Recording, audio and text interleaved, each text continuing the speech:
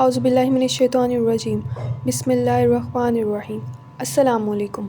امید کرتی ہوں آپ سب لوگ خیر و عافیت سے ہوں گے، ہنس رہے ہوں گے، مسکرا رہے ہوں گے اور یقیناً آج کے ایپیسوڈ کا انتظار کر رہے ہوں گے۔ تو چلیے زیادہ ویٹ نہیں کرواتے آپ کو، تو شروع کرتے ہیں آج کا ایپیسوڈ۔ اب مجھے سمجھ نہیں آتی کہ اس لڑکی کا کیا کروں، مسز ریان نے اپنے ہاتھوں پر لوشن لگاتے ہوئے بیزاری سے کہا۔ کیا کرنا ہے، اور اس کی حالت دیکھو، اتنی کمزور ہوتی جا رہی، چہرہ اتر گیا ہے، کھانا پینا کم ہو گیا، اور تم کیا کرو گی اس کے ساتھ؟ ریان صاحب نے کتاب سے نظریں ہٹا کر اپنی بیگم کو دیکھتے ہوئے کہا۔ پریشانی کے آثار ان کے چہرے پر واضح تھے۔ کیا مطلب ہے آپ کا؟ یہ حال میں نے کیا اس کا؟ بس کر دیں ریان صاحب، انسان نے جب اپنی الگ ہی دنیا بنائی ہو تو وہ خوش کیسے رہ سکتا ہے؟ انہوں نے حیرت سے تکتے ہوئے ترکی بترکی جواب دیا۔ پتہ نہیں، اس کے خوش ہونے کا تو میں نہیں کہہ سکتا، مگر اس کی آنکھوں میں ایک عجیب چمک دیکھی ہے آج میں نے۔ اس کے لہجے میں ایک مٹھاس ہے جو پہلے نہیں تھی۔ اس کی باتیں میرے دل پر بہت اثر کرتی ہیں۔ بس کرے ریان صاحب، صاحبزادی آج کل آپ کی خدمتیں کرنے لگ گئی ہے تو آپ کو قصوروار نظر آنے لگ گئی ہوں میں، انہوں نے مصنوعی ناراضگی والے لہجے میں کہا۔ نہیں، ایسی بات نہیں ہے، یہ حقیقت ہے کہ اس کی یہ تبدیلی بہت شاندار ہے۔ دیکھو، ہمارے بیٹوں نے کبھی ہم سے آ کر پوچھا ہے کہ آپ کو کوئی تکلیف تو نہیں؟ میں جب سے ادھر آیا ہوں ہر روز مجھے میڈیسن خود دیتی ہے، دبا کر جاتی ہے۔ ویسے غور تو تم نے بھی کیا ہوگا کہ تمہارا بھی بہت خیال رکھتی ہے، ریان صاحب نے اپنی مسکراہٹ دباتے ہوئے کہا۔ اب آپ کیا کہنا چاہ رہے ہیں؟ مسز ریان نے بھویں سکیڑتے ہوئے کہا۔ دیکھو، اگر اس نے پردہ کر بھی لیا ہے تو اس میں کوئی برائی تو نہیں، بلکہ وہ برائیوں سے بچنا چاہ رہی ہے تو ہمیں اس کا ساتھ دینا چاہیے۔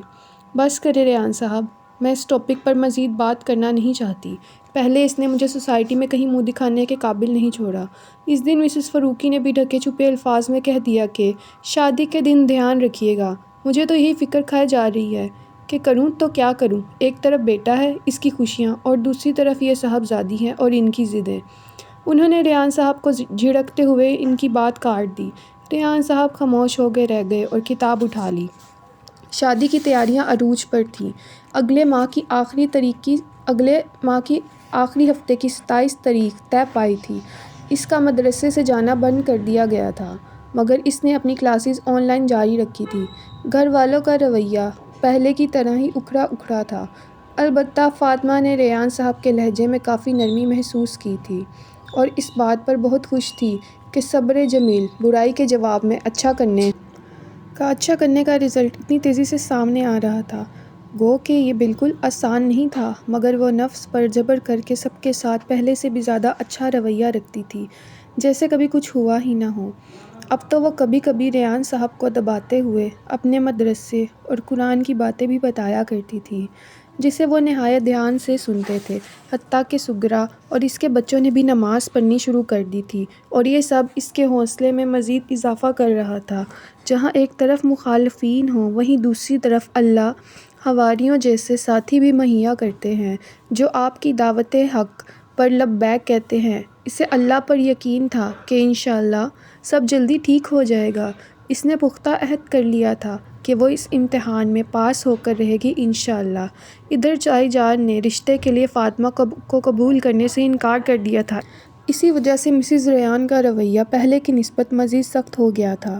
وہ فاطمہ سے بس کام کی بات کیا کرتی تھی۔ ایک تو آج کل ہر وقت شادی کی تیاریوں میں مصروف رہتی، کبھی ادھر شاپنگ کے لیے جا رہی ہوتی تو کبھی دوسرے شہر۔ بہت کم ہی وقت ملتا دونوں کو ایک دوسرے کا سامنا کرنے کے لیے، مگر فاطمہ تک مسز فاروقی کی باتیں پہنچ چکی تھی۔ اس نے اپنے آپ کو ذہنی طور پر تیار کر لیا تھا کہ جنت کی طرف قدم بڑھانے میں ایک چڑھائی امتحان کی شکل میں اس کی منتظر ہے۔ اب اس کے لیے اسے روحانی تیاری کرنی تھی۔ ایک ویرانہ تھا جہاں ہر طرف سناٹا چھا رہا تھا، مگر خاموشی کا پردہ چیرتی ٹہنیوں کے آگ میں جلنے کی کرکراتی آوازیں ماحول کی وحشت میں مزید اضافہ کر رہی تھی۔ انہیں کچھ سمجھ نہیں آ رہا تھا کہ وہ کہاں موجود ہیں۔ بس وہ گھبراتے ہوئے تیزی سے قدم بڑھا کر اس جگہ سے نکل جانا چاہتی تھی۔ ابھی وہ چلتے چلتے وحشت بھرے ماحول کا جائزہ لے رہی تھی کہ انہیں اپنے پیچھے سرسراہٹ محسوس ہوئی۔ ان کی دھڑکن تیز ہو گئی، رونگٹے کھڑے ہو گئے۔ پھر انہوں نے پیچھے مڑ کر دیکھے بغیر تیزی سے آگے بڑھنا بھاگنا شروع کر دیا۔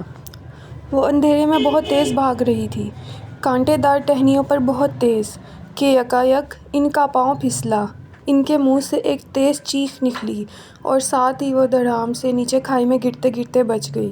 گرتے ہی ان کے ہاتھ میں ایک کمزور ٹہنی آ گئی تھی جو اس کھائی کے دہانے پر زمین میں گڑی ہوئی تھی۔ انہوں نے ڈرتے دل، وحشت بھری پھٹی آنکھوں سے پیچھے مڑ کر نیچے دیکھا تو اوزان خطا ہو گئے۔ کھائی بہت گہری تھی اور بھڑکتی آگ سے بھری جا رہی تھی۔ انہیں اپنے پاؤں میں شدید تپش محسوس ہوئی۔ انہوں نے فوراً چیخنا شروع کر دیا، پلیز کوئی بچاؤ، پلیز کوئی ہے، کوئی ہے، مجھے یہاں سے نکالیں۔ اور ایسے ہی نیچے آگ کی طرف دیکھتے ہوئے چیخ رہی تھی کہ اچانک انہیں اپنے دونوں ہاتھوں پر کچھ نرم ملائم سی ٹھنڈک محسوس ہوئی۔ انہوں نے مڑ کر اوپر دیکھا۔ وہ ٹہنی جس کے سہارے وہ لٹک رہی تھی اب قریب تھا کہ ٹوٹ جائے، مگر اس نرم و ملائم روشن ہاتھوں نے بہت آرام سے ان کے دونوں ہاتھوں کو تھام کر باہر کی طرف کھینچ لیا۔ وہ حیرت اور بے یقینی سے کبھی اسے دیکھتی تو کبھی پیچھے مڑ کر دیکھ رہی تھی۔ ان کو کچھ سمجھ ہی نہ رہا تھا کہ یہ کیا ہو رہا ہے، وہ کیسے اس محسن کا شکریہ ادا کریں۔ فاطمہ میری بیٹی، وہ کہتے ہوئے آگے بڑھی اور بڑھ کر اس کے روشن ہاتھوں کو چوم لیا۔ ساتھ ہی مسز ریان کی آنکھ کھل گئی۔ ان کا سانس بہت تیز ہو چکا تھا، دماغ معاف تھا۔ اس خواب کا ہر منظر اپنی پوری جزیات کے ساتھ انہیں یاد تھا۔ وہ ابھی بھی اپنے پاؤں پر آگ کی تپش محسوس کر رہی تھیں۔ وہ فوراً اٹھ کر واش روم گئیں اور منہ پر چھینٹے مارنے کے بعد ٹھنڈا پانی دونوں پاؤں پر بہانے لگیں۔ کچھ سکون محسوس ہوا تو باہر روم سے واپس آ کر لیٹ گئیں۔ رات کے 3 بجے کا وقت تھا مگر نیند اب کوسوں دور جا چکی تھی۔ وہ بے چینی سے کروٹیں بدل رہی تھیں۔ عجیب عجیب خیالات ان کو گھیرے میں لے رہے تھے۔ وہ ڈراؤنی جگہ، کون تھا پیچھے، اور آگ، کیا وہ جہنم کی آگ تھی؟ ان کے وجود پر کپ کپی طاری ہو گئی تھی۔ ساتھ ہی غفلت کی نیند میں سوئے ہوئے ریان صاحب کو خبر بھی نہ تھی کہ ان کی بیگم کس حال میں ہے۔ مسز ریان نے انہیں آواز دینے کی کوشش کی مگر آواز حلق میں اٹک گئی تھی۔ انہوں نے ایک نظر ریان صاحب کو دیکھ کر واپس چھت پر نظریں گاڑ لیں۔ وہ روشن ہاتھ، ریان کیوں نہیں مجھے بچانے آئی؟ فاطمہ ہی کیوں؟ اس کے ہاتھ روشن کیوں تھے؟ او مائی گاڈ! وہ اٹھ کر بیٹھ گئیں اور آنکھیں مسلنے لگیں۔ ان کا دل گھبرانے لگا۔ وہ پریشانی کے عالم میں کمرے سے نکلیں اور دبے پاؤں نیچے سیڑھیاں اتر کر فاطمہ کے کمرے کی طرف جانے کو قدم بڑھا دیے۔ لاؤنج میں لیمپس کی پھیلی مدھم سی روشنی ماحول کو بہت پرسکون بنا رہی تھی۔ وہ جیسے جیسے فاطمہ کے کمرے کی طرف قدم بڑھا رہی تھیں، انہیں اپنی دھڑکن تیز ہوتی محسوس ہو رہی تھی، جیسے ایک احساس جرم تھا جو ان کے دل کو اپنے حصار میں لے رہا تھا۔ وہ کانپتی ٹانگوں کے ساتھ اس کے کمرے کے دروازے پر پہنچ کر ٹھٹک گئی۔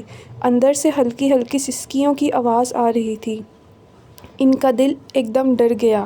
وہ تیزی سے آگے بڑھ کر اس کے کمرے کی ونڈو جو لاؤنج میں کھلتی تھی اس کے پاس چلی گئی۔ فاطمہ کے کمرے میں مدھم سی روشنی تھی۔ ونڈو کھلی ہوئی تھی مگر اس کے آگے پردے لٹک رہے تھے۔ مسز ریان نے گرل سے ہاتھ اندر ڈال کر نہایت خاموشی اور آرام سے پردوں کو پیچھے کر کے جھانکا۔ اس کی سسکیوں کی آواز بلند ہو رہی تھی۔ اس کی سسکیوں میں ایک درد تھا جو مسز ریان کے دل کو ٹھیسیں پہنچا رہا تھا۔ جیسی بھی تھی تو ماں ہی نا۔ ان کا دل کیا کہ جا کر اسے چپ کروائیں، سینے سے لگائیں، مگر وہ جائے نماز پر بیٹھی تھی۔ مسز ریان کا کانپتا ہوا وجود اس کی پشت سے دیکھ سکتی تھی۔ وہ کچھ کہہ نہیں رہی تھی یا شاید گڑگڑا رہی تھی۔ انہوں نے کان لگا کر مزید غور سے سننے کی کوشش کی۔ اللہ تعالیٰ، میرے پیارے اللہ تعالیٰ، دیکھیے نا میں آپ کے رستے پر کیسے اجنبی بن گئی ہوں۔ دیکھیے نا اللہ، میرے اپنے ہی مجھے غیر سمجھنے لگے ہیں۔ اللہ، آپ جانتے ہیں نا میرا دل کیسے کیسے چور چور ہو جاتا ہے ان کی باتوں سے، ان کے رویے اور ان کی نظروں سے، مگر میں کسی سے کوئی شکوہ نہیں کرتی اللہ، کروں بھی کیوں؟ یہ تو آپ کا رستہ ہے، آپ کی رضا کا رستہ ہے۔ اللہ، میں تیار ہوں سب برداشت کرنے کے لیے، میں سہ لوں گی سب اللہ، آپ کی توفیق سے، مگر اللہ پلیز آپ مجھ سے راضی ہو جائیں نا، پلیز اللہ، آپ راضی ہو جائیں۔ میں آپ کو راضی کرنے کی کوشش میں سب کو ناراض کر بیٹھی ہوں، اس بات پر یقین رکھتے ہوئے کہ آپ بہت قدردان ہیں۔ سسکیاں بلند ہوئی تھیں۔ آپ غافل نہیں ہیں، آپ مجھے لمحہ لمحہ تھامتے ہیں اللہ، مگر اگر آپ وہاں راضی نہ ہوئے مجھ سے تو میں نے کیا پایا اللہ، میں تو خسارے میں پڑ جاؤں گی اگر میں آپ کو راضی نہ کر سکی۔ اگر اگر اگر آپ نے مجھے جہنم میں ڈال دیا، او اللہ پلیز نہیں، نہیں نا اللہ، میں اتنی کمزور نہیں، میں نہیں سہ سکتی وہ عذاب، میں نہیں سہ سکتی آپ کی ناراضگی۔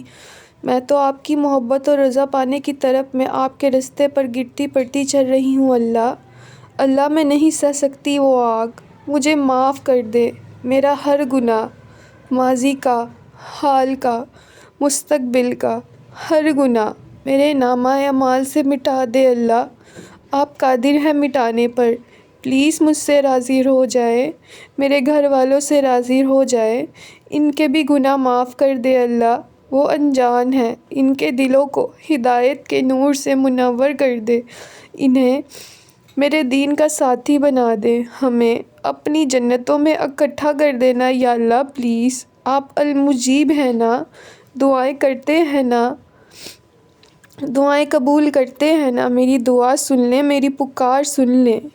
اب وہ آپس کے تعلقات کی بہتری کے لیے رو رو کر مصنوعی دعائیں مانگ رہی تھی۔ اے اللہ ہمارے دلوں میں الفت ڈال دے اور ہمارے آپس کے معاملات کی اصلاح کر اور ہمیں سلامتی کے رستے دکھا اور ہمیں گناہوں کے اندھیروں سے ہدایت کی روشنی کی طرف نجات دے اور ہمیں ظاہر اور چھپے ہوئے گناہوں سے بچا اور ہمارے لیے ہماری سماعتوں، ہماری بینائیوں، ہمارے دلوں، ہماری بیویوں اور ہماری اولاد میں برکت دے اور ہماری توبہ قبول کر، بے شک تو ہی توبہ قبول کرنے والا مہربان ہے۔ مسز ریان مزید وہاں نہ رک سکیں، ان کی ٹانگیں جواب دے رہی تھیں، وہ کانپتے ہاتھوں سے ارد گرد کی چیزوں کو تھامتے آگے جا کر صوفے پر گر گئیں۔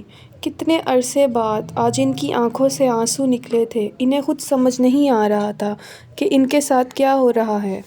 السلام علیکم، کدھر ہیں جناب؟ آپ تو غائب ہی ہو گئے ہیں۔ شہریار بہت خوشگوار موڈ میں مسکراتے ہوئے معاذ سے فون پر محبت بھرا شکوہ کر رہا تھا۔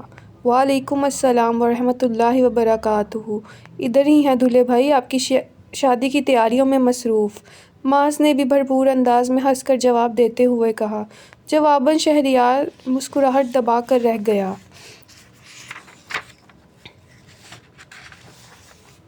بابا اب کیوں خاموش ہو گئے؟ لڑکیوں کی طرح شرم آ رہی ہے کیا؟ اس نے شہریار کو چھیڑتے ہوئے پوچھا۔ نہیں نہیں، بس وہ سمجھ ہی نہیں آ رہی کہ کیا جواب دے، اس نے ہنستے ہوئے کہا۔ تو سیدھا کہہ دو نا کہ شرم آ گئی میرے بھائی کو۔ معاذ آج فل چھیڑنے کے موڈ میں تھا۔ اچھا بابا آ گئی شرم بس؟ شہریار ہنس پڑا۔ ہاں ہاں ہاں، اور سناؤ کیا چل رہا ہے؟ بس سیکنڈ ٹائم پڑھائی شروع کر دی ہے، سوچا ڈگری مکمل کر لوں۔ یہ تو بہت اچھی بات ہے، انشاءاللہ اس سے آگے فائدہ ہوگا انشاءاللہ۔ اچھا میں نے ایک ویلفیئر آرگنائزیشن جوائن کی ہے، آج شام اس کا یوتھ کے لیے سیشن ہے، تم آ سکتے ہو؟ ضرور، ٹاپک کیا ہے؟ اللہ کی معرفت۔ او زبردست، انشاءاللہ میں کوشش کرتا ہوں، تم ایڈریس بھیج دو۔ ضرور انشاءاللہ۔ مقررہ وقت پر وہ دونوں ایک ساتھ اس آرگنائزیشن کی بڑی سی بلڈنگ میں داخل ہو چکے تھے۔ اس بلڈنگ کے مین ہال میں اس سیشن کا اہتمام کیا گیا تھا۔ شہریار پہلی مرتبہ ایسے کسی اسلامک سیشن میں آیا تھا۔ اسے لگا کہ دین کے لیے بھی اتنے بڑے لیول پر ویل آرگنائزڈ طریقے سے تقریب کا اہتمام کیا گیا ہے۔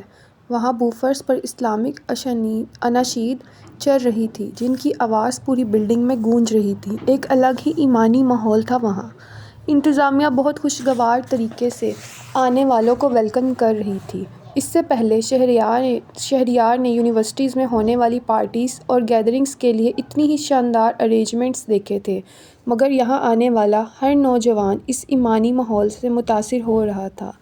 وہ لوگ ہال میں داخل ہو کر مقرر کردہ سیٹس نمبر دیکھتے ہوئے اپنی جگہ پر جا بیٹھے۔ سیشن کا آغاز بہت ہی خوبصورت تلاوت سے ہوا تھا۔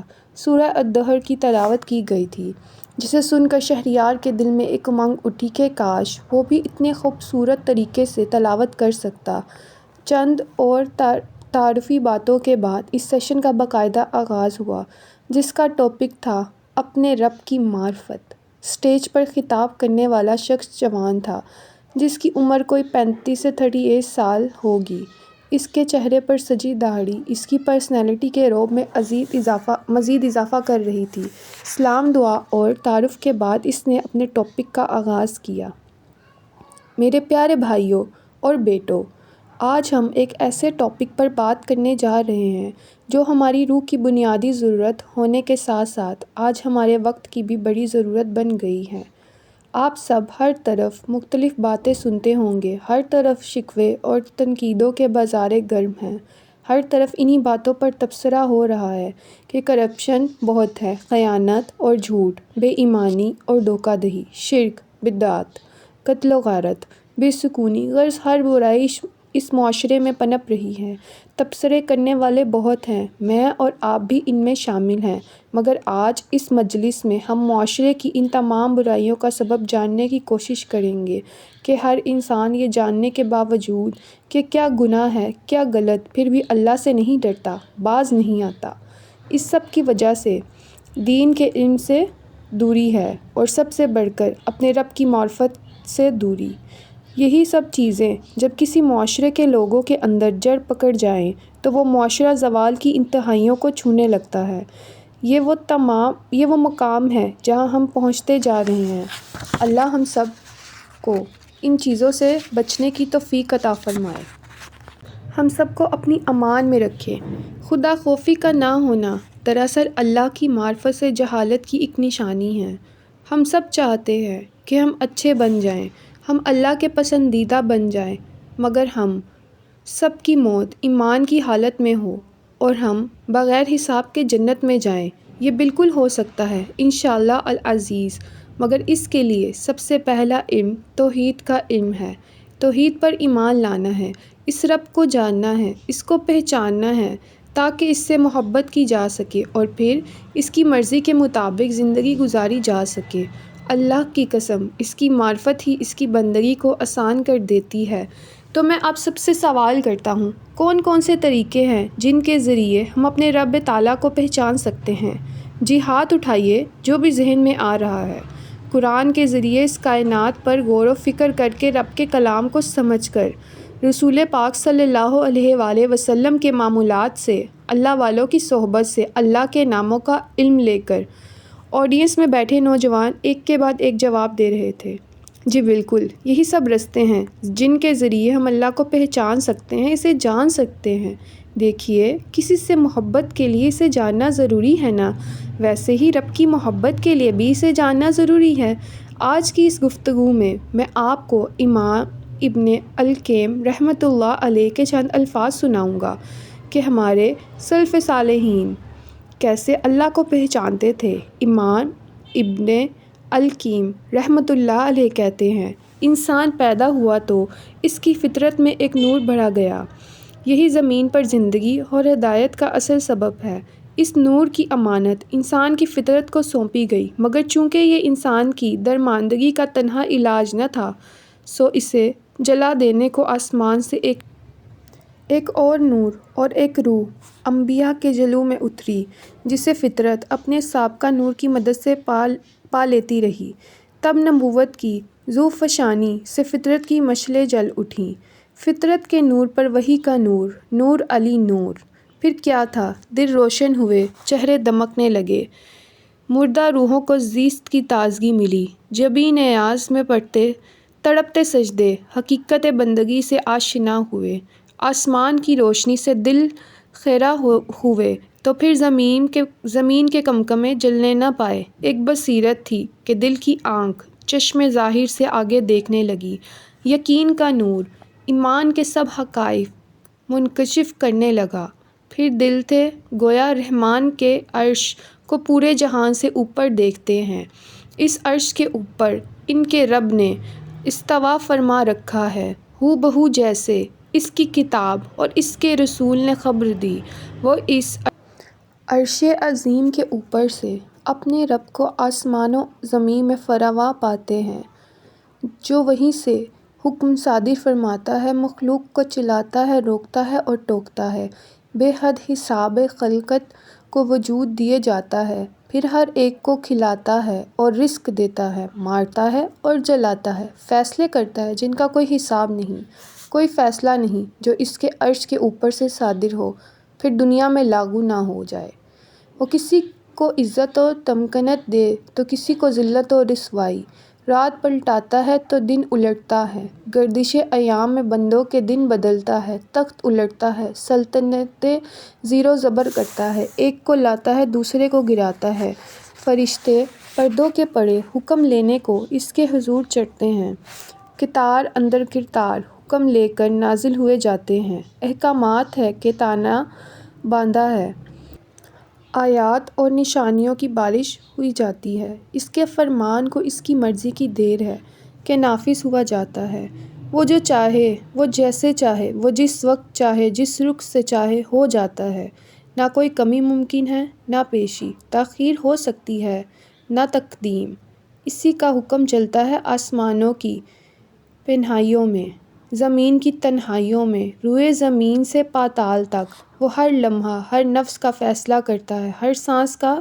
فیصلہ ہوتا ہے، ہر لقمے ہر نوالے کا فیصلہ ہوتا ہے، ہر نیا دن ہر نئی صبح ہر نئی شام وہ چاہے تو دیکھنا نصیب ہوتی ہے، بحر و بر کا ہر ذی روح اس کا رہن الفاظ ہیں، جہان کے ہر کونے ہر ذرے کی قسمت ہر لمحہ طے ہوتی ہے، پورے جہان کو وہ جیسے چاہے الٹتا ہے اور پلٹتا ہے، پھیرتا ہے اور بدلتا ہے، ہر چیز کو علم سے محیط ہے، ہر چیز کو گن گن کے شمار رکھتا ہے، اس کی رحمت اس کی حکمت کو ہر چیز پہ وسعت ہے، وہ جہاں بھر کی آوازیں بآسانی سن لیتا ہے، کیسی کیسی زبانیں ہوں گی نا، کیسی کیسی فریادیں ہوں گی، مگر وہ زمین و آسمان کے ہر کونے سے ہر لمحہ اٹھنے والا یہ مسلسل شور سنتا ہے، اس کی اس آہ و فغاں میں ہر ایک کی الگ الگ سنتا ہے، وہ صرف پہچان جاتا ہے ان سب کی بیک وقت سنتا ہے، ہر کسی ایک سے غافل نہیں، پاک ہے اس سے کہ التجاؤں کے ازوہام میں اس کی سماعت کبھی چوک جائے یا حاجت مندوں کی آہ و فریاد میں کبھی جواب دینا اس کو مشکل پڑ جائے، اس کی نگاہ محیط ہر چیز دیکھتی ہے، وہ رات کی تاریکی میں اندھیری چٹان پر سیاہ چونٹی کے قدموں کی آہٹ پا لیتا ہے، ہر غیب اس کے لیے شہادت ہے، کوئی راز اس کے لیے راز نہیں، وہ پوشیدہ سے پوشیدہ تر کو جان لیتا ہے، اسے وہ ہر راز معلوم ہے جو لبوں سے کوسوں دور ہو، جو دل کے گہرے کنویں میں دفن ہو یا خیال کی آہٹ سے بھی پرے ہو، بلکہ وہ راز وجود پانے سے پہلے اسے معلوم ہوتا ہے کہ کب اور کیسے وہ اس دل میں وجود پائے گا، تخلیق اس کی، حکم اس کا، ملک اس کا، حمد اس کی، دنیا اس کی، آخرت اس کی، نعمت اس کی، فضل اس کا، تعریف اس کی، شکر اس کا، بادشاہی اس کی، فرما روائی اس کی، حمد و ستائش اس کی، اقتدار اس کا، ہر خیر اس کے ہاتھ میں، ہر چیز پلٹے تو اسی کی طرف، اس کی قدرت ہر چیز پر محیط کہ کچھ اس سے ماورا نہیں، اس کی رحمت ہر چیز سے وسیع ہے، ہر نفس اس کی نعمت کے بار سے دبی ہے، پر شکر سے یوں عاجز کہ اس عاجزی کے اس اظہار کو بندگی کی معراج جانے۔ سورہ الرحمن آیت 29۔ زمین اور آسمان کی ہر مخلوق ایک اسی کی سوالی ہے، ہر آن وہ نئی شان میں ہے۔ وہی گنہگاروں کو معاف کرے، غمزدوں کو آسودہ کرے، اضطراب کو چین میں بدلے، وہ چاہے تو پریشانی کو سکون میں بدل دے، درماندوں کو وہی فیض بخشے، فقیروں کو تو نگری دے تو امیروں کو فاقے دکھا دے، جاہلوں کو سکھائے تو بے علموں کو پڑھائے، گمراہوں کو سدھارے تو بھٹکے ہوئے کو بجھائے، دکھی کو سکھ دے تو وہ اسیروں کو قید کی ظلمت سے چھڑائے، تو وہ عرش پر سے وہ زمین کے بھوکوں کو کھلائے، پیاسوں کو پلائے، ننگوں کو پہنائے، بیماروں کو شفا یاب کرے، آفت زدوں کو نجات دے، تائب کو باریاب کرے، نیکی اور پارسائی کا جواب نوازشوں کی بارشوں سے دے، وہی مظلوم کو نصرت کرے، ظالم کی کمر توڑے، ناتوانوں کا بوجھ سہارے، اپنے بندوں کے عیب بندوں سے چھپا لے، دلوں کے خوف دور کر دے اور اپنے بندوں کا بھرم رکھے، امتوں اور جماعتوں میں سے کسی کو بلند کرے تو کسی کو پست، وہ کبھی نہیں سویا، نہ سونا اس کو لائق ہے، وہ اپنی رعیت کا ہمہ وقت نگران ہے۔ وہ کسی کو عزت دیے جاتا ہے تو کسی کو ذلت۔ رات کے اعمال دن سے پہلے اس کی جانب بلند ہو جاتے ہیں اور دن کے اعمال رات سے پہلے۔ اس کا حجاب ایک نور بے کرا ہے، جسے وہ ہٹا دے تو اس کے رخ کا نور ہر چیز کو بھسم کر دے۔ اس کا دست کشادہ اور فراخ ہے، جو خرچ کرنے اور لٹانے سے کبھی تنگ ہونے کا نہیں۔ وہ صبح شام لٹاتا ہے، جب سے مخلوق پیدا ہوئی وہ لٹائے جاتا ہے، پر اس کی ہاں کمی آنے کا سوال نہیں۔ بندوں کے دل اور پیشانیاں اس کی گرفت میں ہیں، جہاں بھر کی زماں اس کی قضاء و قدرت سے بندھی ہے۔ روزِ قیامت پوری زمین اس کی ایک مٹھی ہوگی تو سارے کے سارے آسمان لپٹ کر اس کے دستِ راست میں آ رہیں گے۔ وہ اپنے ایک ہاتھ میں سب آسمانوں اور زمینوں کو پکڑ لے گا، پھر ان کو لرزائے گا، پھر فرمائے گا، میں ہوں بادشاہ، میں ہوں شہنشاہ۔ دنیا کہیں نہ تھی تو میں نے بنائی، میں ہی اس کو دوبارہ تخلیق کرتا ہوں۔ کوئی گناہ اتنا بڑا نہیں کہ وہ معاف نہ کر پائے۔ بس دیر ہے تو پشیمانی کی، کوئی حاجت نہیں جسے پورا کرنا اس کے بس سے باہر ہو جائے۔ بس دیر ہے تو سوال کی، زمین و آسماں کی اول و آخر سب مخلوقات، سب جن و انس، کبھی دنیا کے پارسا ترین شخص جتنے نیک دل ہو جائیں۔ اس کی بادشاہت اور فرما روائی اتنی بڑی ہے کہ اس سے ذرہ بھر بھی نہ بڑھے۔ اور اگر یہ سب مخلوقات، سب انس و جن، دنیا کے کسی بدکار ترین شخص جتنے کوڑ دل ہو جائیں، تب اس کی فرما روائی میں ذرہ بھر فرق نہ آئے۔ اگر زمین و آسماں کی اول و آخر سب مخلوقات، سب انس و جن، سب زندہ و مردہ کسی میدان عظیم میں مجمع لگا کر اس سے سوال کرنے لگیں، پھر ایک ایک اس کے در سے من کی مراد پاتا جائے، تب بھی اس کے خزانوں میں ذرہ بھر کمی آنے کا تصور نہیں۔ روئے زمین کا ہر شجر جو کرۂ ارض پہ آج تک پایا گیا ہے یا رہتے دم تک وجود پائے، اقلام کی صورت اختیار کرے۔ سمندر جس کے ساتھ سمندر رواں ہوں، روشنائی بنے، پھر لکھائی شروع ہو تو یہ کلمے فنا ہو جائیں، یہ روشنی ختم ہو جائے، مگر خالق کے کلمات ختم ہونے میں نہ آئیں۔ اس کے کلمات ختم بھی کیسے ہوں جن کی کوئی ابتدا ہے نہ انتہا، جبکہ سب مخلوقات ابتدا اور انتہا کی اسیر ہیں۔ سو ختم ہوگی تو مخلوق، فنا ہوگی تو مخلوق۔ خالق کو کوئی فنا ہے نہ زوال۔ وہ اول ہے جس سے بیشتر کچھ نہیں، وہ آخر ہے جس کے بعد کچھ نہیں، وہ ظاہر ہے جس سے اوپر کچھ نہیں، وہ تو باطن ہے جس سے پرے کچھ نہیں، وہ بلند ہے، وہ پاک ہے۔ ذکر ہو تو بس اسی کا، عبادت ہو تو ایک اسی کی، حمد ہو تو اسی کی، شکر ہو تو اسی کا، فریاد رسی ایک اسی کی شان ہے۔ وہ شہنشاہ مہربان ہے، سوال پورا کرنے میں کوئی اس سے بڑھ کر فیاض نہیں۔ قدرت انتقام رکھ کر بے پروائی سے بخش دینا اس کو انتقام لینے سے عزیز تر ہے۔ ایک وہی ہے جس کے در سے تہی دستے لوٹ آنا محال و مستحیل ہے، وہی ہے جو انتقام بھی لے تو عادل ترین ہو۔ اس کی حلم و برداری کبھی لا علمی کا نتیجہ نہیں، اس کا عفو و مغفرت کسی بے بسی پر مبنی نہیں۔ وہ بخشش کرے تو اپنے عزت و جلال اور تمکنت کی بنا پر، کسی کو دینے سے انکار کرے تو اپنی حکمت اور دانائی کے بنا پر، وہ کسی کو دوست رکھے تو محض اپنے احسان سے اور عزیز جانے تو صرف اپنی رحمت سے۔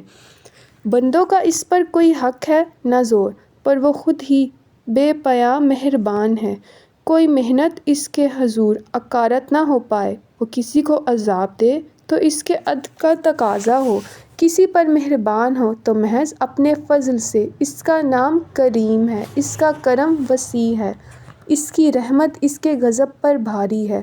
وہ بادشاہ مطلق ہے، کوئی اس کا شریک نہیں، وہ تنہا و یکتا ہے، کوئی اس کا ہمسر نہیں۔ وہ غنی و لازوال ہے، کوئی اس کا پشتباں نہیں اور سہارا نہیں۔ وہ صمد ہے اور بے نیاز ہے، کوئی اس کی اولاد نہیں، کوئی شریک حیات نہیں۔ وہ بلند و عظیم ہے، کوئی اس کا شبیہ نہیں، کوئی ہم نام و ہم صف نہیں۔ اس کے رخوے انوار کے سوا ہر چیز ہلاک ہو جانے والی ہے۔ اس کی بادشاہت کے سوا ہر ملک کو زوال آنا ہے۔ اس کے سائے کے سوا ہر سائے کو سمٹ جانا ہے۔ اس کے فضل کے سوا ہر فضل کو فنا ہے۔ اس کی اطاعت بھی اس کے اذن اور اس کے فضل کے بنا ممکن نہیں۔ اس کی اطاعت ہو تو وہ قدردان ہوتا ہے، نافرمانی ہو تو درگزر اور بخشش سے مہربان ہوتا ہے۔ وہ کبھی پکڑ لے تو عدل ہوگا، وہ بخش دے تو فضل ہوگا، وہ انعام میں خلد بری سے نواز دے تو احسان ہوگا۔ وہ سب سے قریب گواہ ہے، وہ سب سے نزدیک محافظ ہے۔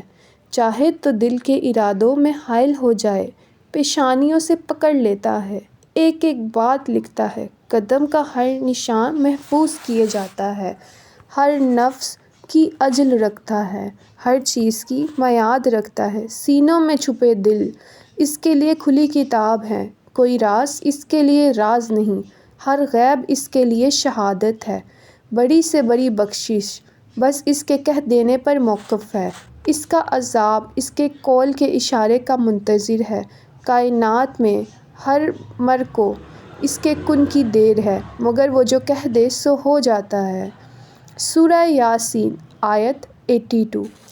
سو جس دل پر اس کے معبود کی صفات یوں جلوہ گر ہوں، جس قلب پر قرآن کا یہ نور یوں جلوہ افروز ہو، اس کی دنیا میں کسی اور کا دیا کیوں کر جلتا رہے، اسے امید کی کرن کسی اور روزن سے کیوں کر ملے، پھر مخلوق اس کی نگاہ میں کیوں کر جچے بھروسہ۔ ایمان کی یہ حقیقت لفظوں سے کہیں بلند ہے، حقیقت کی پہنچ سے کہیں اوپر ہے، بس اس کا ذکر ہی اس دل کو بقیہ نور کرتا ہے۔ چہروں کی تمازت اسی کے دم سے ہے، پیشانیاں روشن ہوں گی تو اسی کی بدولت۔ دنیا میں یہی نور اس بندے کی متاع عزیز ہے جو بندگی کا خوگر ہے، یہی روشنی اس کے برزخ اور حشر کا توشہ ہے۔ جس دل میں قرآن کا یہ چراغ جلے اور جس قدر جلے، اس کی زبان اور سیرت دنیا کو اتنا ہی روشن کرے گی، ظلمتوں کی روح سیاہی اسی روشنی سے دھلے گی۔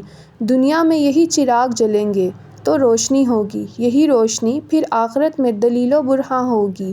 ایسے مومن بھی ہیں جن کے اعمال سوئے عرش بلند ہوں تو سورج کی مانند روشن ہوں، پھر جب روح اپنا جسم چھوڑ کر اس کے حضور باریاب ہونے کو آسمانوں میں چڑھے تو فضائیں اس کی راہ میں روشن ہوتی جائیں، اور جب قیامت کے روز اس روشن چہرے کو روپ ملے وہ تو پھر نظارہ خلائق ہوگا۔ اے اللہ، بس تجھی سے امید ہے اور تجھی پر بھروسہ۔ یہ خوبصورت الفاظ سناتے سناتے اس نوجوان کی آواز بڑھا چکی تھی۔ ہال میں بیٹھے ہر شخص کی آنکھ نم تھی، پیشانی پر ندامت اور عاجزی عیاں تھی۔ ہر شخص گویا خود پر شرمندہ تھا کہ اس نے رب کو اب تک جانا ہی کتنا تھا، اس کی قدر ہی کتنی کی تھی۔ صدیوں سال پہلے ایک نیک شخص کے خلوص پر لکھے گئے الفاظ صدیوں بعد لوگوں کو رلا رہے تھے، دلوں کو دہلا رہے تھے۔ سیشن ختم ہوا تھا ہی کہ یکایک آڈینس میں سے ایک نوجوان لڑکا کھڑا ہوا۔ اس کی آنکھیں بہہ رہی تھیں۔ میں یہاں آنے سے پہلے ایک ایتھیسٹ ملحد تھا۔ میں ایک سو کالڈ مسلمان گھرانے میں پیدا ہوا تھا، مگر کسی نے مجھے میرے خالق کی معرفت نہیں کروائی۔ میں اپنے گھر والوں سے سوال پوچھا کرتا تھا اور وہ مجھے چپ کروا دیا کرتے تھے۔ جیسے جیسے میں بڑا ہوتا گیا، کسی یونیورسٹی اور کچھ صحبت کے اثر سے میں اسی بات پر جم گیا کہ جو نظر نہیں آتا وہ خدا کیسے ہو سکتا ہے۔ مجھ سے سب سے بڑی غلطی یہ بھی ہوئی کہ میں نے اس خالق کے قرآن کو سمجھ کر نہیں پڑھا، اس کی اہمیت ہی نہیں دی۔ مگر اللہ کی قسم میں جانتا ہوں الحاد کے اب تک کے سفر میں میری روح نے اذیت کے سوا کچھ نہیں پایا۔ آج میرے دوست کے زور دینے کی وجہ سے میں اس کے ساتھ یہاں آیا کہ شاید مجھے میرے سوالوں کے جواب مل جائیں جن کی کھوج شاید میں اب روک چکا تھا، مگر ان الفاظ نے، اللہ کے اس خوبصورت تعارف نے میرے دل کو جھنجھوڑ دیا۔ گویا میری روح پکار اٹھی کہ یہی حق ہے۔ ہاں، میں اسلام قبول کرتا ہوں۔ اشہد ان لا الہ الا اللہ وحدہ لا شریک لہ واشہد ان محمدا عبدہ ورسولہ۔ میں گواہی دیتا ہوں کہ اللہ کے سوا کوئی معبود نہیں، وہ اکیلا ہے، اس کا کوئی شریک نہیں، اور میں گواہی دیتا ہوں کہ حضرت محمد صلی اللہ علیہ وآلہ وسلم اللہ کے بندے اور اس کے رسول ہیں۔ اس نے شہادت کی انگلی بلند کرتے ہوئے سسک کر کانپتی ہوئی آواز میں کہا۔ پورے ہال میں تکبیر کی آواز گونج اٹھی تھی۔ سب بہتی آنکھوں سے اس نوجوان لڑکے کو اٹھ اٹھ کر گلے لگا رہے تھے۔ شہریار کا دل چاہ رہا تھا کہ وہ سسکیوں سے روئے، مگر کس لیے؟ نوجوان نسل کی اپنے خالق سے اتنی دوری پر یا اپنی غفلت پر؟ وہ ماں سے اجازت لیتا ہوا تیزی سے باہر نکل گیا، مگر اب کی بار ایک نئے عزم سے خود سے ایک عہد کرتے ہوئے کہ اب وہ اپنی زندگی کو ضائع نہیں کرے گا، اب وہ غفلت میں نہیں رہے گا۔ شادی کے دن قریب آتے جا رہے تھے۔ فاطمہ کی ٹینشن میں اضافہ ہوتا جا رہا تھا۔ کیا اس بار بھی مجھے وہاں نہیں جانے دیں گے؟ یہ ڈر، یہ خوف اسے پریشان کر رہا تھا۔ اس نے تو اپنے بھائی کی شادی کے اتنے خواب دیکھے تھے، زندگی ایسے موڑ بدلے گی اس نے کبھی نہ سوچا تھا۔ وہ ابھی وضو کر کے نکلی تھی، انہی سوچوں میں گم اپنے دوپٹے کو سر پر لپیٹ رہی تھی کہ اس کی نظر شیشے پر پڑی۔ اس کا رنگ پہلے کی نسبت پیلا ہوتا جا رہا تھا، وہ کمزور ہو گئی تھی۔ ایک لمحے کو اسے خود پر ترس آیا، مگر اس نے سر جھٹک کر آگے بڑھ کر اپنا قرآن اٹھا لیا۔ آج انشاءاللہ میں مما سے فائنل بات کروں گی۔ یہ سوچتے ہوئے اس نے اپنا سبق نکالا تاکہ آج کی تلاوت کر سکے۔ وہ تعوذ پڑھتے ہوئے بیڈ پر بیٹھ گئی اور قرآن کھول لیا۔ آج کی تلاوت سورہ طٰہٰ سے شروع ہونی تھی۔ بسم اللہ الرحمن الرحیم۔ شروع کرتی ہوں اللہ کے نام سے جو بڑا مہربان نہایت رحم والا ہے۔ رحمان، بہت مہربان۔ آپ سے آپ کی رحمت مانگتی ہوں اللہ، اس نے دل میں کہا۔ آیت ترجمہ۔ ہم نے یہ قرآن تم پر اس لیے نہیں اتارا کہ تم مشقت میں پڑ جاؤ۔ مشقت؟ اس کی آنکھوں سے آنسو نکل آئے۔ اللہ، یہ قرآن تو دل کو راحت دیتا ہے، مگر اس پر عمل کرنے سے لوگ زندگی کو بہت مشکل بنا دیتے ہیں۔ مگر آپ نے تو اسے زندگی آسان کرنے کے لیے نازل کیا ہے نا؟ ہاں، میں جب مشقت میں پڑی، آپ کے قرآن نے مجھے حوصلہ دیا، اس مشقت سے نکالا۔ بے شک آپ کی بات حق ہے، یہ قرآن آسانیاں دینے کے لیے آیا ہے۔ سورہ طٰہٰ، آیت 3 ترجمہ۔ بلکہ اس کی نصیحت کے لیے جو اللہ سے ڈرتا ہے۔ اس نے فوراً حاشیے میں دیکھا۔ تذکرہ کہتے ہیں یاد دہانی، یعنی ریمائنڈر کو۔ کس کو ریمائنڈر دیتا ہے یہ قرآن؟ جو خشیت رکھتا ہو۔ خشیت اس خوف کو کہتے ہیں جو انسان کو عمل کے لیے ابھارتا ہے، موٹیویٹ کرتا ہے۔ وہ خوف جو کسی کی عظمت کی وجہ سے دل میں آتا ہے۔ کیا قرآن میرے لیے ریمائنڈرز ہے؟ کیا یہ مجھے عمل کرنے پر ابھارتا ہے؟ اس نے خود سے سوال کیا۔ ہاں، الحمدللہ، یہ مجھے ریمائنڈرز دیتا ہے اللہ۔ جب مجھے ضرورت پڑتی ہے، یہ مجھے موٹیویٹ کرتا ہے۔ الحمدللہ کثیرا، اس کا دل شکر سے بھر گیا۔ سورہ طٰہٰ، آیت 4 ترجمہ۔ اس قرآن کا نازل کرنا اس کی طرف سے ہے جس نے زمین کو اور بلند آسمانوں کو پیدا کیا ہے۔ اس نے وہیں سے بیٹھے بیٹھے اپنے روم کی ونڈو سے باہر آسمان کی طرف نگاہ دوڑائی۔ اسے اللہ کی سب سے خوبصورت تخلیق آسمان لگتا تھا۔ کتنا پرفیکٹ تھا وہ! کوئی سوراخ، کوئی سہارا، کوئی پلر موجود نہیں تھا۔ آنکھوں کو بھاتا رنگ، رات کی خوبصورتی کی تصویر۔ اس کے بنانے والے نے یہ قرآن نازل کیا تھا۔ وہ محبت سے قرآن پر ہاتھ پھیرتے ہوئے مسکرائی تھی۔ انسان کیسے اللہ کا قرب حاصل کر سکتا ہے جب تک وہ اللہ کے پاس سے آنے والے کلام کے قریب نہیں ہوتا؟ سورہ طٰہٰ، آیت 5 ترجمہ۔ وہ رحمان ہے، عرش پر قائم ہے۔ یہ آیت ہمیشہ اسے حیران کر دیتی تھی۔ عرش، اللہ کی سب سے بڑی تخلیق، جو کائنات کی ہر تخلیق سے بلند ہے۔ اسے وہ حدیث یاد تھی جس میں بتایا گیا تھا کہ ساتوں آسمان اس کرسی کے مقابلے میں اس طرح ہیں جس طرح کسی صحرا میں کوئی چھلا پڑا ہو، اور عرش کی فضیلت کرسی پر اس طرح ہے جس طرح اس صحرا کی فضیلت اس چھلے پر ہے۔ سورہ طٰہٰ آیت 6۔ ترجمہ: جس کی ملکیت آسمانوں اور زمینوں اور ان دونوں کے درمیان اور زمین کی خاک کے نیچے کی ہر چیز پر ہے۔ ترجمہ: اگر تو اونچی بات کہے تو وہ تو ہر ایک پوشیدہ بلکہ پوشیدہ سے پوشیدہ تر چیز کو بھی بخوبی جانتا ہے۔ آیت 9۔ ترجمہ: تجھے موسیٰ علیہ السلام کا قصہ بھی معلوم ہے۔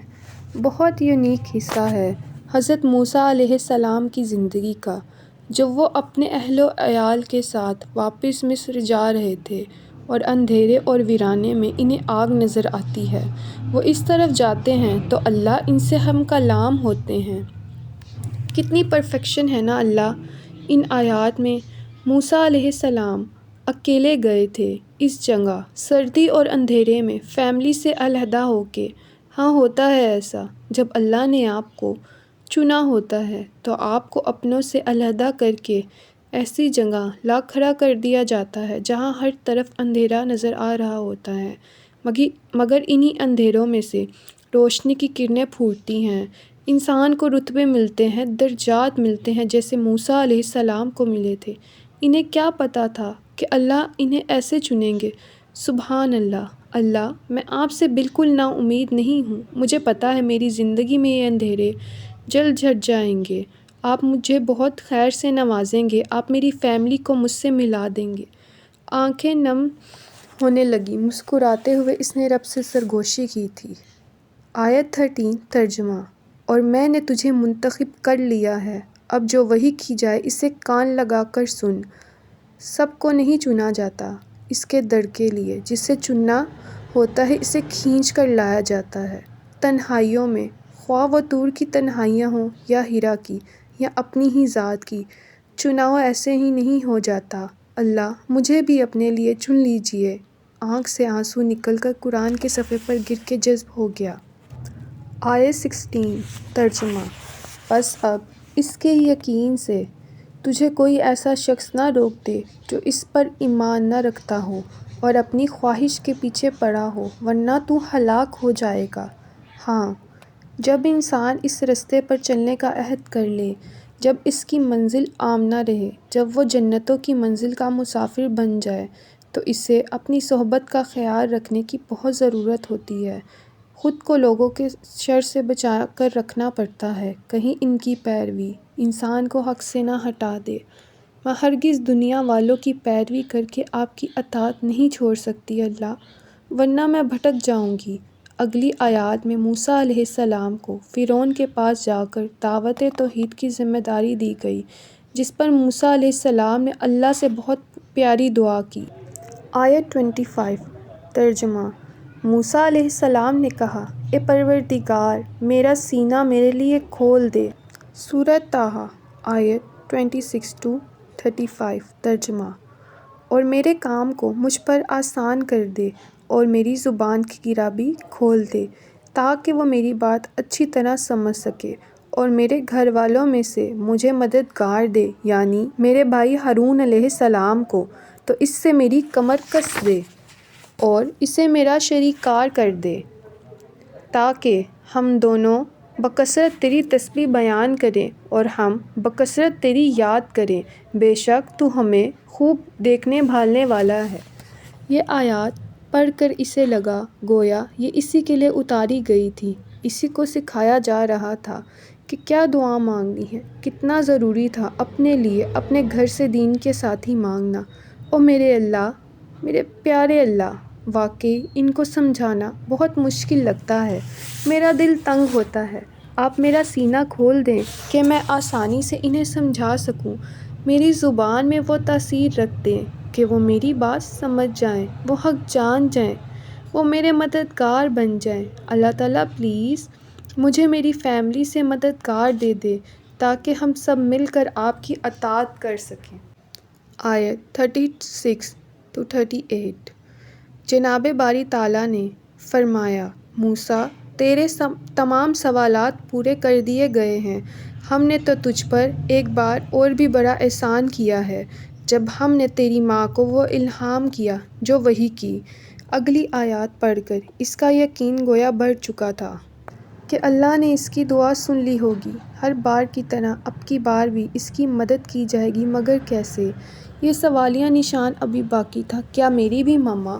وہ بس سوچ کر رہ گئی۔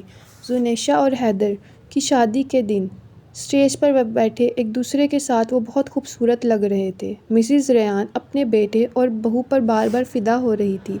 فاطمہ نے اپنے چہرے کے گرد سمپل حجاب اس انداز میں لپیٹا ہوا تھا کہ بآسانی جب چاہتی اوپر کر کے نقاب کر سکتی تھی۔ اس کی نیوی بلو کلر کی میکسی بہت خوبصورت لگ رہی تھی، جو اس کے جسم کو مکمل طور پر ڈھانپے ہوئے تھی۔ ساتھ میں اس نے کندھے پر بڑی سی چادر فولڈ کر کے ڈالا ہوا تھا کہ ضرورت کے وقت اس کو اپنے گرد لپیٹ سکتی تھی۔ اس چادر سمپل اور اتنی بڑی تھی کہ اس کا مکمل سوٹ آرام سے چھپ سکتا تھا۔ وہ بہت کانفیڈنس سے پورے ہال میں سب سے مل جل رہی تھی۔ سب لوگ اس کی تعریف کر رہے تھے کہ وہ اس حجاب میں بہت معصوم اور پیاری لگ رہی ہے۔ وہ خوش تھی کہ وہ بھائی کی خوشی میں شریک تھی۔ اللہ نے اس کے لیے کیسے کیسے رستے آسان کر دیے تھے۔ مسز ریان نے خود اس کے پردے کی وجہ سے سارا سسٹم سیپریٹ کروایا تھا۔ مردوں کے آنے سے پہلے انفارم کرنے کو کہہ دیا گیا تھا۔ ویٹرز کے آنے کا ٹائم فکس تھا۔ اگر کسی چیز کی ضرورت ہوتی تو وہ فیمیل ویٹرز کا بھی انتظام کیا گیا تھا۔ اتنے عرصے کی مشقت کے بعد اللہ نے ہر رستہ آسان کر دیا تھا۔ وہ جتنا شکر کرتی کم تھا۔ بیٹا، ویٹرز آنے والے ہیں، اب اپنا پردہ کر لینا، کھانے کا وقت ہونے والا تھا۔ ویٹرز نے آنے سے پہلے ریان صاحب کو انفارم کر دیا تھا۔ انہوں نے فاطمہ کو کال کر کے کہا تھا، فاطمہ، آپ نے نقاب کیوں کر لیا ہے؟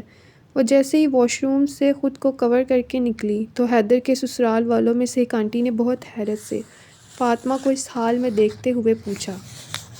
جی آنٹی، الحمدللہ میں مکمل پردہ کرتی ہوں۔ اب ویٹرز کے آنے کا وقت ہو گیا ہے تو اس لیے نقاب کر لیا۔ تو بیٹا، اتنے لوگوں میں انہوں نے آپ کو تھوڑی دیکھنا تھا۔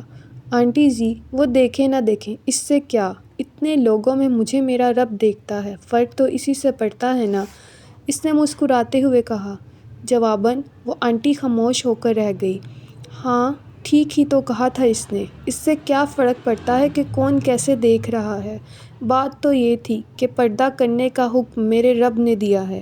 میرے رب نے یہی تو دیکھنا ہے کہ میں نے اس کا حکم مانا یا نہیں۔ کیا صرف اپنی آسانی کی حد تک مانا کہ بس گھر سے باہر پردہ کرنا کافی سمجھا، یا ہر حال میں وفا نبھا کر دکھائی؟ حیدر کے سسرال والوں کی طرف سے تھوڑا بے رخی کا سامنا تو ہوا، مگر مسز ریان نے بہت اچھے طریقے سے اسے ہینڈل کر لیا تھا۔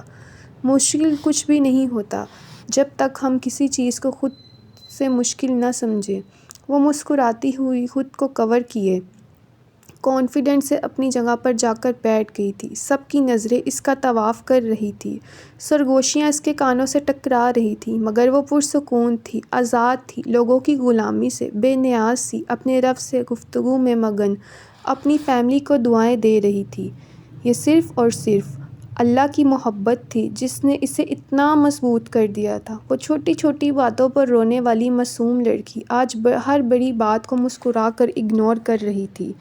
وہ اس دن پر اللہ کا بار بار شکر ادا کرتی تھی جب اس نے مسز ریان کو اپنے پردے پر راضی کر لیا تھا۔